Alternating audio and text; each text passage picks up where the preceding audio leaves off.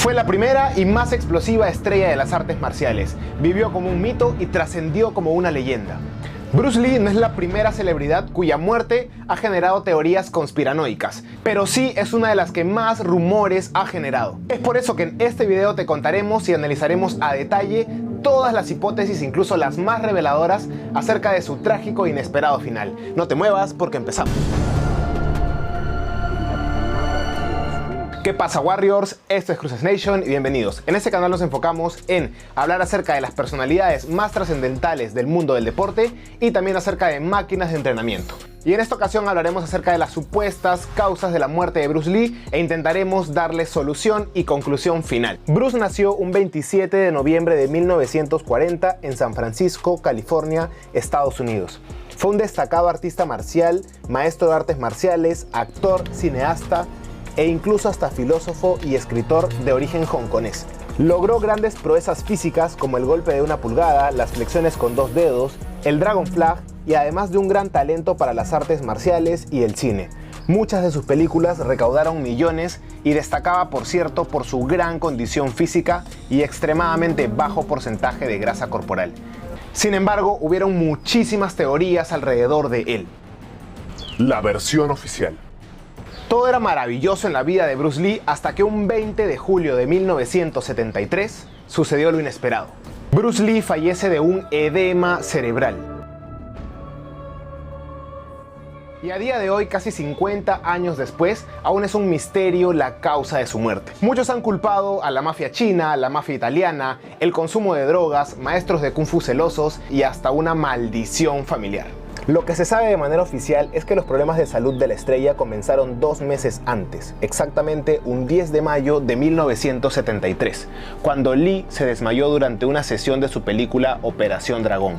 Ese día fue trasladado al hospital donde se quejó de un fuerte dolor de cabeza y sufrió convulsiones. Los médicos detectaron un edema cerebral, una enfermedad en la cual los excesos de líquido en el cerebro provocan hinchazón y mucho dolor en la zona. Pero felizmente y para su buena suerte pudieron llegar a tiempo al hospital donde pudieron tratarlo con manitol.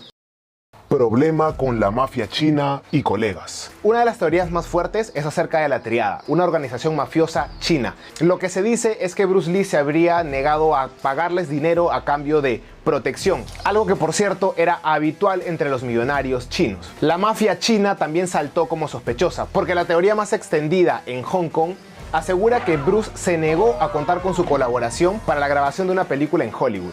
También se rumoreó que Bruce Lee había sido víctima del toque de la muerte o el golpe Dim Mak, que habría sido perpetrado días antes y con efecto retardado por un maestro del Kung Fu en nombre de una estirpe de luchadores que no querían seguir tolerando que Bruce enseñe sus técnicas ancestrales en Occidente y que aparte esté lucrando con ello, aunque realmente cuesta creer que alguien hubiera podido superarlo en una pelea. Maldición familiar.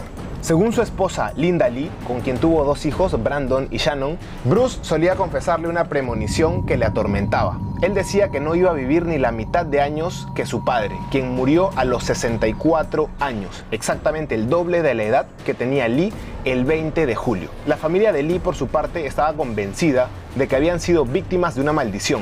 Esto debido a que Bruce nació después de la muerte de su hermano. Y una superstición china advierte que cuando un varón nace después de la muerte de otro varón, se le debe colocar un nombre femenino. Es por eso que a Bruce en su casa le llamaban Sai Fong o Pequeño Fénix. Sin embargo, como actor, Bruce desafió esta teoría al colocarse como nombre artístico Xiaolin, que significa pequeño dragón.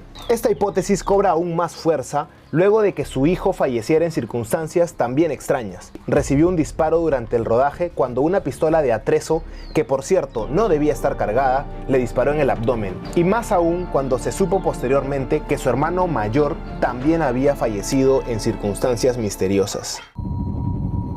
Cannabis y altas exigencias.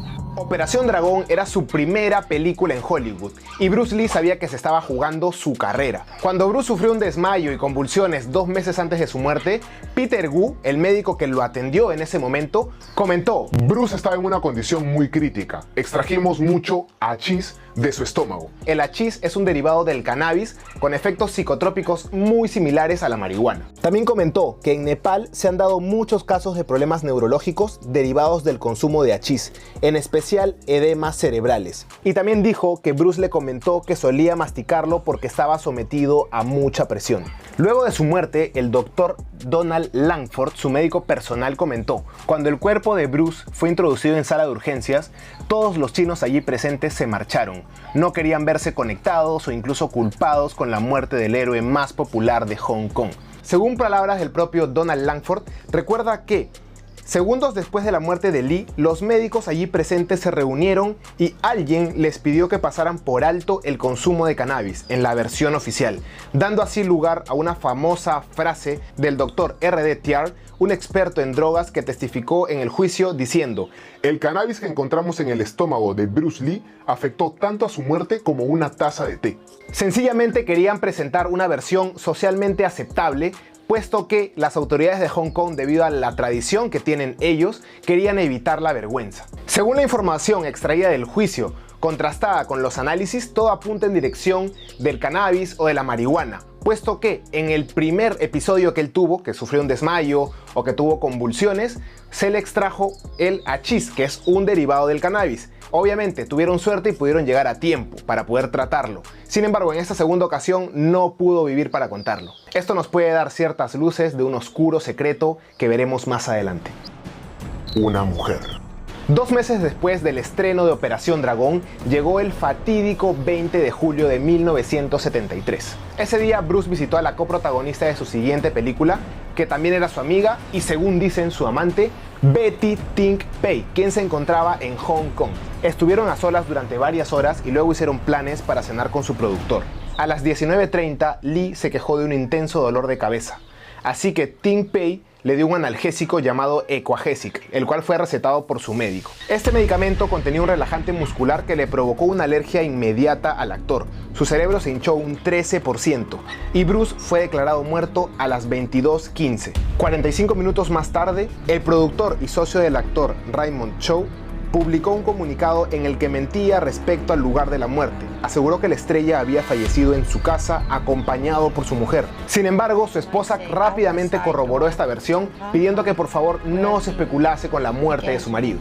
Nadie se muere por una pastilla de Equagesic. Ningún analgésico mató a Bruce, sentenció el médico personal del actor, el doctor Donald Langford.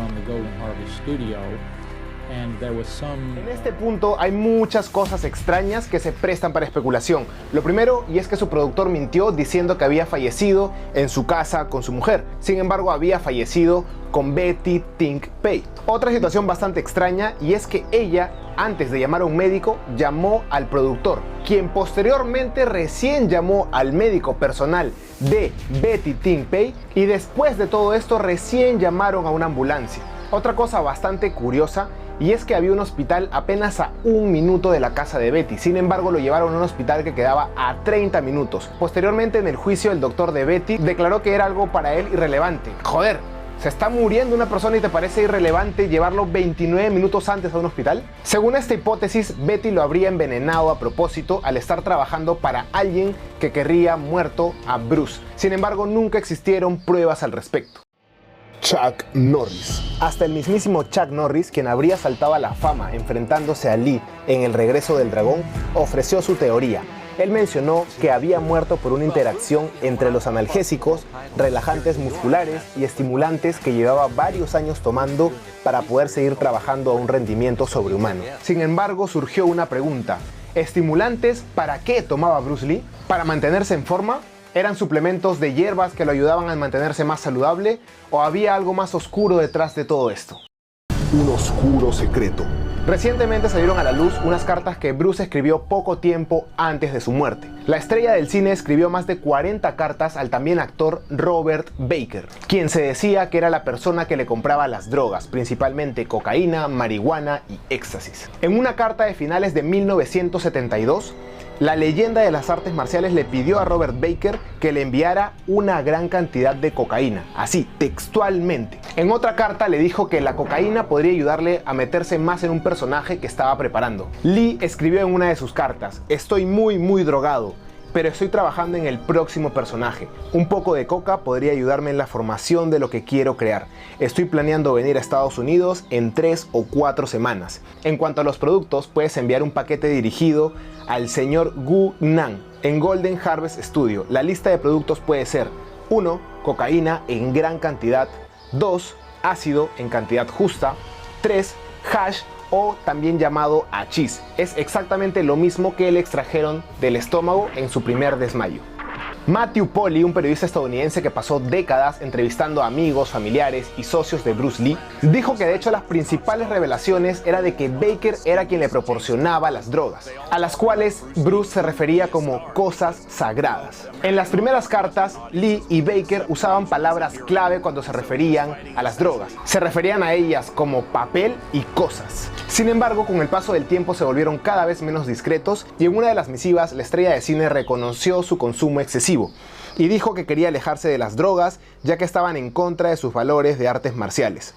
En estas cartas, Lee reconoce a modo de confesión que librará una intensa batalla con las drogas que no puede ganar, incluso llegando al punto de que su propia esposa tuvo que escribirle a Robert, demostrando así la total adicción y dependencia de Bruce. En 1973, mientras filmaban la película Operación Dragón, su esposa Linda Lee tuvo que escribirle personalmente a Robert Baker para pedirle medicamentos. En marzo de ese año le pidió a Baker $500 de C.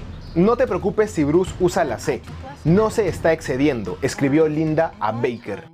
Físico al extremo. Hay algo que muchos no han tenido en cuenta y es el extremadamente bajo porcentaje de grasa corporal de Bruce. Él se movía en torno a un 4 o 6% de grasa. Según lo recomendado por la Organización Mundial de la Salud, lo ideal para estar saludable es de un 10 a un 20%. Y claro, se ve muy bonito, muy estético, pero por dentro el cuerpo sufre muchísimo. Así que esta probablemente haya sido también una de las causas, o digamos que un agravante, ya que era una persona con bastante estrés, puesto que tenía que grabar películas, entrenar, hacer una dieta saludable, dar entrevistas, viajes, etc. Era una vida bastante agitada. Y obviamente si a eso le sumas un porcentaje de grasa insano y quién sabe, drogas, pues puede ser fatal.